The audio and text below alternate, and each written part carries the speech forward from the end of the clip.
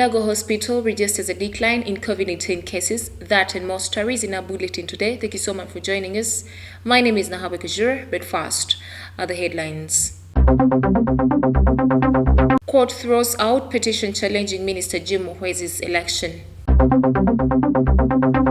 And demonstrations in Sudan likely to continue after 12 confirmed dead during protests. In our sports today, Nigeria scores 6 as ruthless Uganda obliterate Djibouti. Once again, thank you so much for joining us. Africa Today starts with one of our top stories. Now, the High Court in Kabale, presided over by Justice Odoki, has thrown out a petition challenging the election of Security Minister Major General Jim Muhwezi as the Bujumbura County Member of Parliament in Rukunjiri District. Our reporter has more. Forum for Democratic Change's Fred Muhweza Tumuheire, who was the runners-up in the January 14th polls, petitioned the High Court seeking to having Muhwezi's election overturned over voter bribery, ballot stuffing, and intimidation of voters. However, on Monday, Justice Philip Odochi ruled that there was no evidence to prove the allegations against both Muhwezi and the Electoral Commission that had listed as the respondents. The judge said that the arguments by Tumuheire didn't pass both quantitative and qualitative tests that would warrant the overturning of the election. The judge said that applying the quantitative test, the voter margin between the petitioner and the first respondent was 5,243 votes, adding that the petitioner did not adduce any evidence to show that this numerical margin would have been different or he would have won the election if there was compliance. The judge further stated that applying the qualitative test, the question that begs to be answered is based on the evidence presented before the court. Can it be said that the election, which was held on the January 14, 2021 in Bujumbura County constituency, was qualitatively devoid of merit and can be rightly described as a spurious imitation of what an election should be, or was conducted so badly that it amounts to a sham election?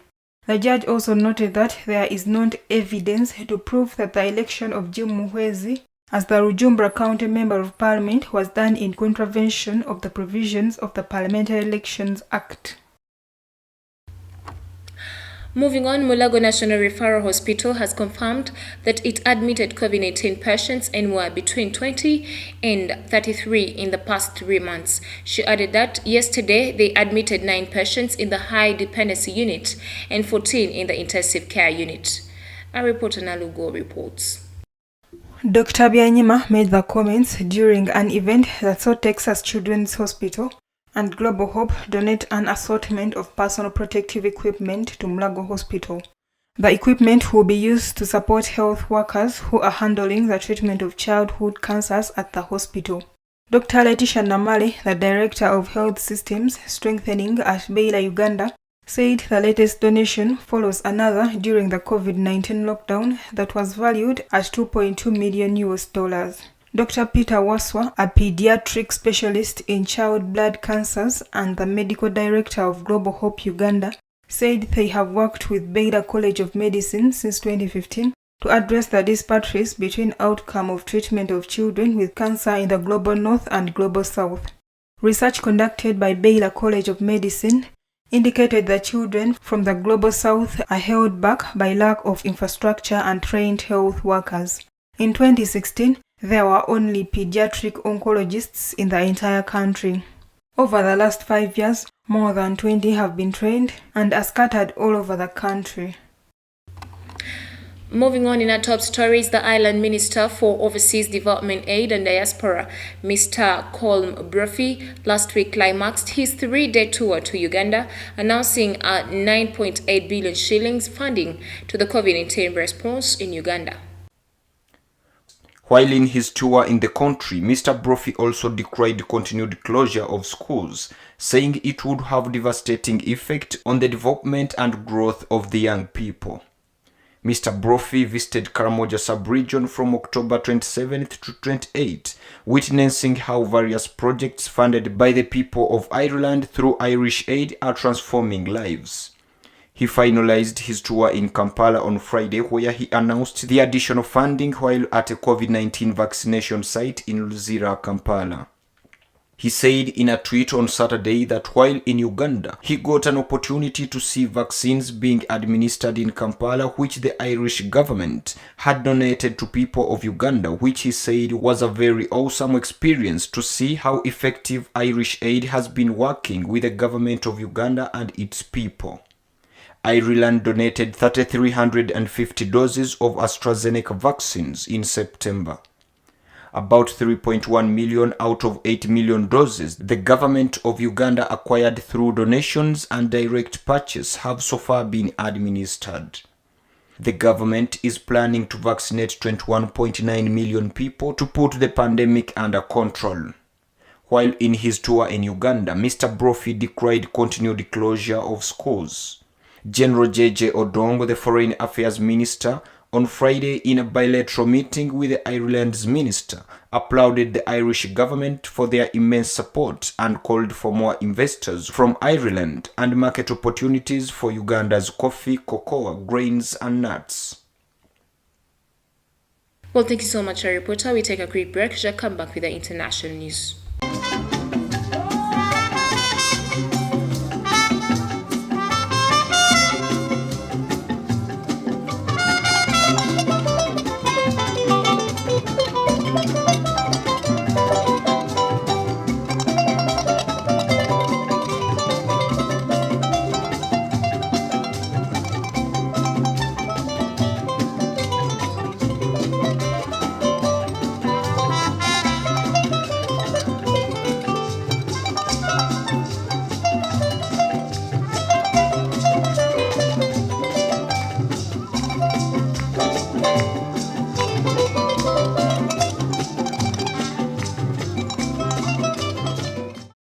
Welcome back for the break. You're still watching TV Africa, the Bright Channel. In our international news today, a Sudanese protest leader say that demonstrations in the country will continue until the military reserves its recent takeover and hands over the rule of the country to a civilian government. We have more on this report. The spokesperson for the Sudanese Professional Association, Muhammad Yusuf Al-Mustafa, insists those behind the takeover be held accountable. He added that it's either the military ruling with dictatorship and they stand against them every day, no matter the killings, detentions and rapes, or they leave the political scene to the people to be responsible for themselves, manage the country the way they want, and do what they believe is right. The United Nations on Sunday urged Sudan's generals to reverse their takeover of the country a day after thousands of people took to the streets in the largest pro-democracy protest since last week's coup. Muhammad Yusuf Al-Mustafa outlined some qualities he believes the country needs in their next leadership. South Sudan has deployed a delegation led by Presidential Advisor Tut Gatluak to Sudan to mediate between the military and the civilian leaders. Gatluak met with Burhan and said he would meet with Abdallah Hamdok, the deposed prime minister who remained under house arrest in the capital Khartoum, as part of his mediation efforts. According to Sudan Doctors Committee, 12 have been confirmed dead and over 280 wounded since Monday. Moving on, African leaders alongside international delegates began arriving in Glasgow, Scotland on Monday for the COP26 climate conference. They were greeted by UK Prime Minister Boris Johnson and UN Secretary General Antonio Guterres. Some of the African leaders who arrived Monday at the summit include Nigerian President Muhammadu Buhari, Kenyan President Uhuru Kenyatta, and Rwandan Prime Minister Edward Ngirente. Representatives of more than 200 countries are gathering for the conference. From October 31st to November 12th, they will discuss new targets for cutting or curbing the growth of emissions that contribute to climate change. African countries are expected to use the COP summit to demand rich nations honor and then deepen their pledges to fund the fight. In 2009, rich countries first pledged to muster $100 billion annually from all sources to help poorer nations, a target that was to be achieved by 2020, but the 2020 goal was missed and Britain's co-president Alok Sharma has admitted it is unlikely to be achieved before 2023. He claimed that official figures show that between 70 and 80% of the $100 billion target had been delivered, but a lot of countries didn't see the money on the ground. Away from that, Somalia on Monday began electing lawmakers for its lower house of parliament, the next phase in a long delayed and turbulent process toward a presidential vote that has sometimes turned violent. Our reporter has more. The first two lawmakers for the next 275-member lower house of national parliament were elected at a voting ceremony in the capital Mogadishu under heavy security. Prime Minister Mohamed Hussein Robo said in a brief statement afterwards that he was delighted that yesterday they officially started the election of the Somali lower house. Somalia has not held a one-man, one-vote election in 50 years. Monday's ballot followed a complex direct model used in the past to choose new leaders in the troubled Horn of Africa country. Nearly 30,000 clan delegates are assigned to choose the 275 members of parliament for the lower house, while Somalia's 5 state legislatures elect senators for the 54-member upper house. Once elected and sworn in, both houses of parliament then vote for the next president.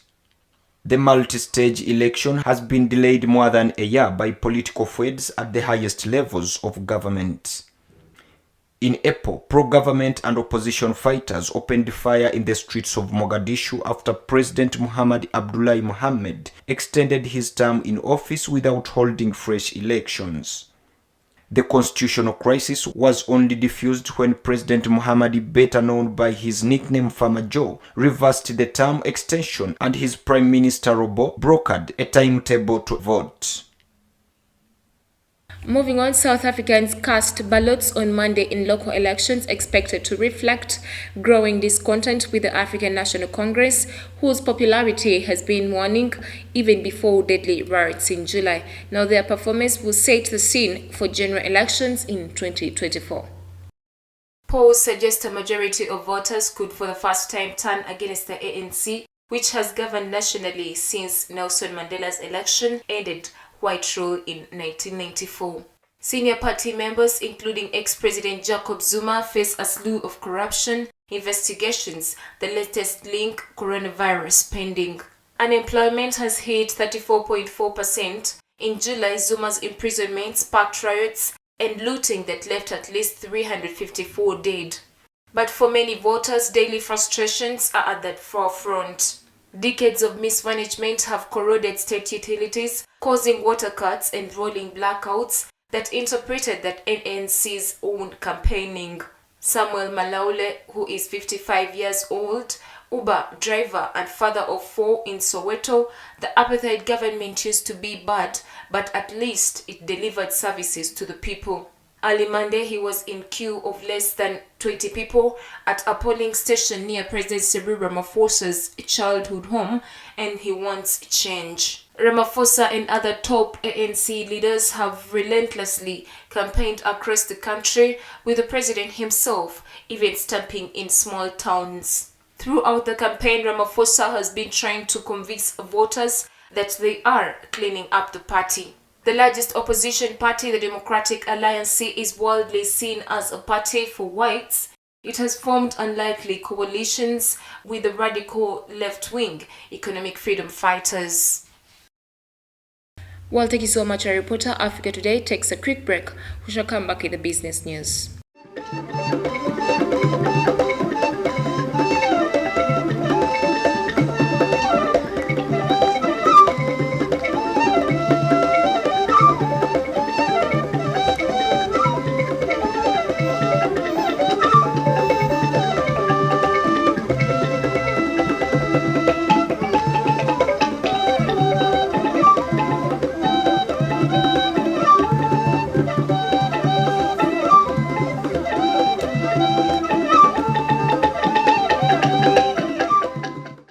Welcome back from the break. You're still watching TV Africa, the right to know. Now, in our business news today, panelists at this year's Nigeria Economic Summit have called on the authority in the country to focus on critical sector of the economic, reiterating that private sector should be given a chance to operate and influence government policies. We have more on this report. The two-day summit held in the capital Abuja had in attendance national and global leaders in government, business, politics, civil society and academia to to assess the country's state of economy and identify vital imperatives. Co-founder and managing partner Sahel Consulting Agriculture and Nutrition, Ndidi Nuneri, said the government should leverage on technology and create environment for private sector in the country to thrive. According to her, the private sector should be given the opportunity to influence government policies. Minister of Aviation Hadi Sirik in a remark said the role of the private sector cannot be overemphasized, adding that the sector has done very well over the years but need to work together with the public sector to recreate a better Nigeria.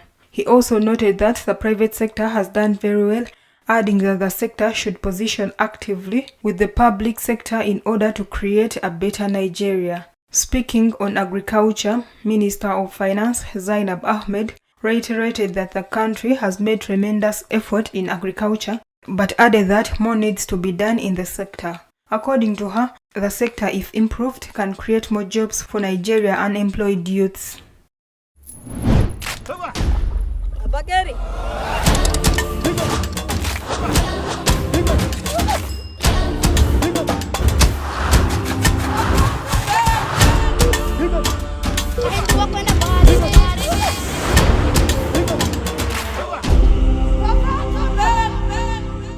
Away from business, in a health news today, mining is an important activity in the Democratic Republic of Congo, but there are security risks. Every year, accidents and landslides claim dozens of lives.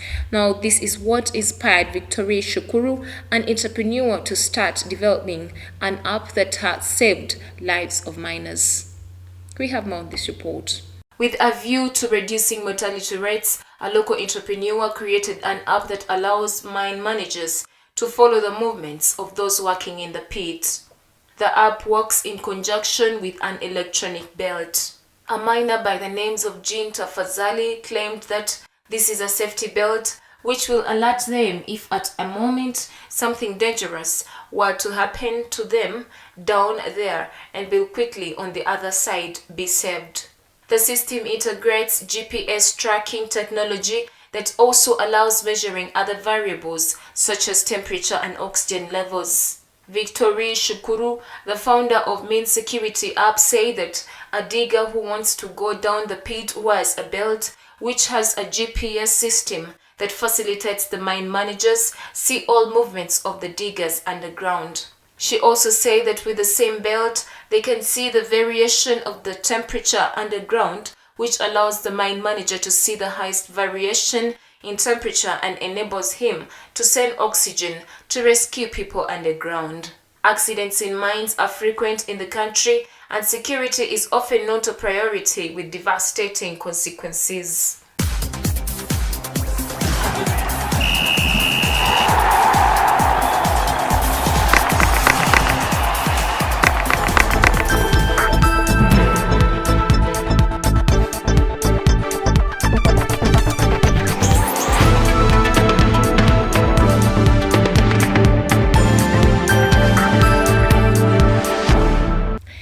In our sports news today, Uganda Under-20 women's national team captain Fauzia Najemba was in scintillating form as Uganda had a clean-out result against Djibouti at the ongoing Sekafa Women's Under-20 Championship at Fufa Technical Center in Njeru on Monday.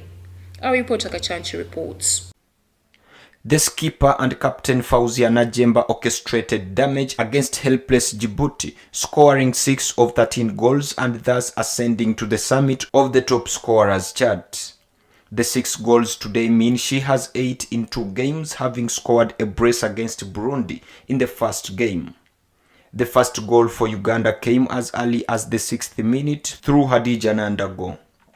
She would also go on to score another in the second stanza and end the game with a brace. The other goals from Uganda came from Catherine Nagadia, Asiana Chibuka, Shamira Naluja, Shakira Nyinagahirwa, and second-half substitute Zaitun Namaganda.